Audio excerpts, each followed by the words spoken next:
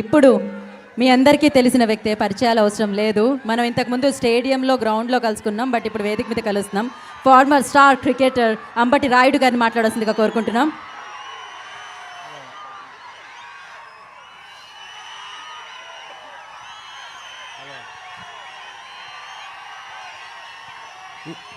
ఈరోజు వ్యూహం pre launch ఈవెంట్కి విచ్చేసిన అందరికీ నా హృదయపూర్వక నమస్కారాలు.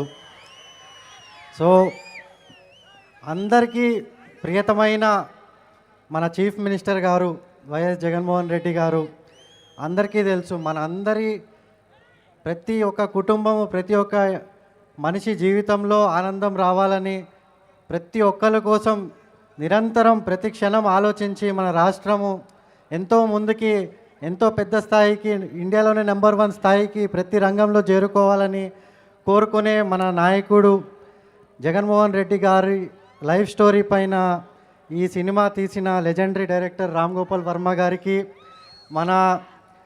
మన దాసరి కిరణ్ గారు ప్రొడ్యూసర్ గారికి, వాళ్ళు ఎంతో కష్టపడి ఈ సినిమాని మొత్తము ఈ స్టేజ్ వరకు తెచ్చిన వాళ్ళ టీంకి హార్టీ కంగ్రాచులేషన్ సార్. అదే కాకుండా మీ అందరికీ కూడా all the very best. And నేను భావించేది ఏంటంటే చాలా ఇన్స్పైరింగ్గా ఉంటుందని చెప్పి నేను అనుకుంటున్నాను, చాలా ఎదురు కూడా చూస్తున్నాను సినిమా కోసము.